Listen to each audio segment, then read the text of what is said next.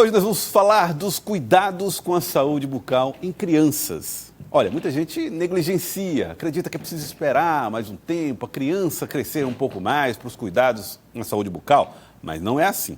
E nós vamos explicar com a ajuda da doutora Sâmia Martins, que já está aqui com a gente. Doutora Sâmia, uma ótima tarde, seja bem-vinda. Boa tarde, Jansen, um prazer estar aqui novamente. Muita gente acha que o cuidado com a saúde bucal dos bebês deve ser, pelo menos, quando começar a sair os primeiros dentinhos.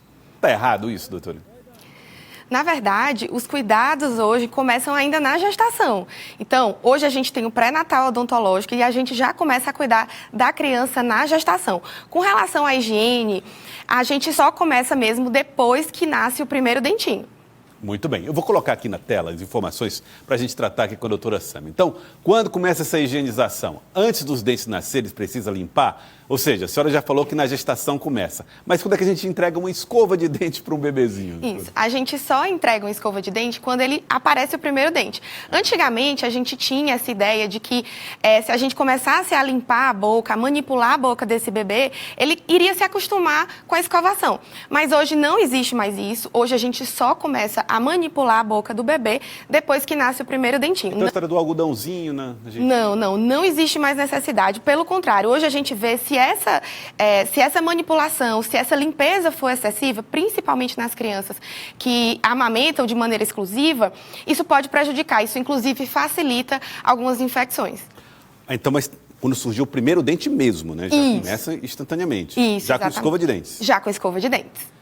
A próxima informação na tela aqui do nosso Jornal do Piauí. Existe uma escova melhor? Como os pais e mães fazem para escolher o modelo ideal para os bebês? Não existe a melhor escova. A única recomendação que a gente tem é que essa escova seja uma escova macia ou extra macia, mas, na verdade, a melhor escova é aquela que se adapta ao tamanho da boca do bebê. Não existe a necessidade, por exemplo, de usar uma escova muito grande, achando que vai diminuir, por exemplo, o tempo de escovação. Não. Tem que ser uma escova adequada para a quantidade de dentes que esse bebê tem e para o tamanho da boca desse bebê também. E a pasta de dente? Uma preocupação em relação à utilização da pasta. Pasta que protege, mas também que não chega a criar nenhum tipo de problemas. E tem pai também mais preocupado que enche a escova de dente de pasta, doutora. Isso. Na verdade, o creme dental hoje, a indicação é de que, desde o primeiro dentinho, a gente já inicie a escovação com creme acima de 1000 ppm de flúor, creme dental acima de 1000 ppm de flúor, e na quantidade adequada, para o tamanho, para a idade desse bebê e para a quantidade de dentes que esse bebê tem também. 1000 ppm de flúor? Isso, acima de 1000. Isso, está indicado lá na embalagem. Tá bom. Deixa eu só entender. Ela tem que ter mais do que 1000 ppm Isso. ou até 1000 ppm? Mais de 1000 ppm, porque alguns cremes dentais têm só 500 ppm. Não existe nada que comprove a eficiência desses cremes dentais. Tem que ter acima de 1000. Pode ter 1000, 1100. A maioria dos cremes comerciais infantis tem 1100 ppm de flúor. Ou de adulto, que tem 1450 ppm. Tá, então o do adulto contém mais flúor. Isso, contém mais flúor. Por que tem que ser feita essa diferença entre o flúor para o bebê e flúor para o adulto? Na verdade, não existe essa diferença. Existe uma normativa no Brasil que os cremes eles têm que ter essa quantidade de flúor disponível, mas não existe. Tanto é que o bebê ele pode sim usar o creme dental de adulto.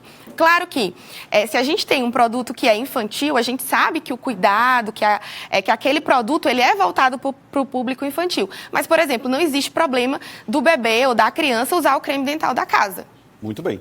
Outro assunto, fio dental. Quando é que as crianças podem usar o fio dental? Já tem que usar todos os dias? Como é que funciona isso? Isso. Essa é uma dúvida muito frequente no consultório. Quando é que eu começo a usar o fio dental? Na verdade, tem bebês que já precisam usar o fio dental. Quando o dente ele já tem um ponto de contato, é importante que o fio dental seja usado todos os dias, pelo menos uma vez ao dia. Então, vai depender se essa criança tem o ponto de contato. Tem bebê que tem 2 dentinhos e já tem um ponto de contato e já precisa usar o fio dental. Mas a gente tem crianças maiores que têm mais dentes, até os 20 dentes, e não tem ponto de contato. Então, não existe a necessidade do uso do fio dental. Você está falando do ponto de contato, é o espaço entre um dente e outro. Isso, exatamente. Se ele tiver o dente mais espaçado, não precisa. Isso, não precisa. Mas se tiver o dente juntinho, já precisa usar. Interessante, um ótimo ponto. Agora, tem uma questão que costuma ser tratada como discutível, polêmica até para adultos, que é o enxaguante bucal.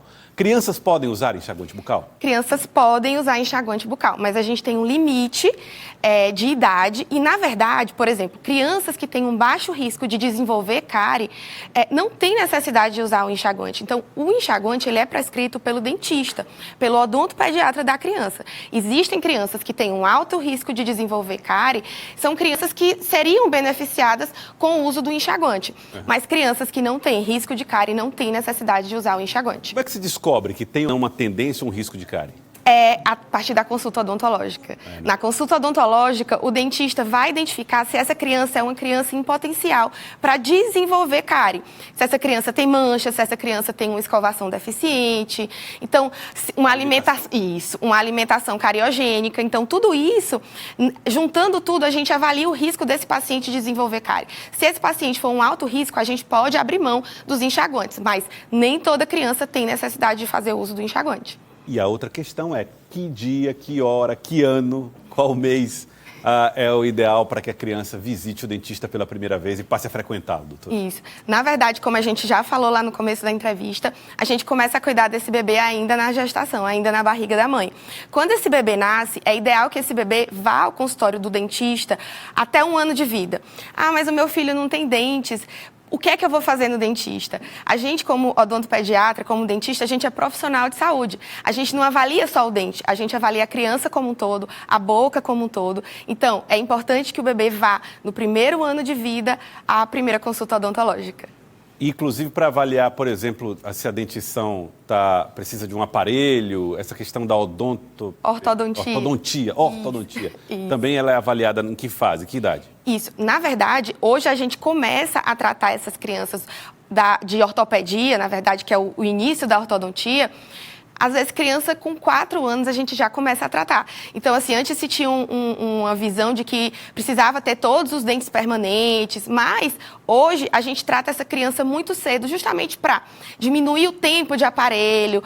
Tudo em criança acontece muito rápido, os tratamentos são muito rápidos. Então, a gente começa, às vezes, em algumas crianças, a partir dos 4 anos, já a fazer algum tipo de intervenção. Porque elas vão arrancar os dentinhos depois, né? Vão, mas assim... Isso, mas a gente, nessa fase, Joyce, a gente não está preocupado com a posição de dentes. A gente está preocupado com a questão óssea, né? Com o posicionamento ósseo, que a gente pode modificar ainda na infância. Na vida adulta, isso é um pouco mais complexo. Geralmente, a gente só consegue com a ajuda de cirurgias, de procedimentos mais invasivos.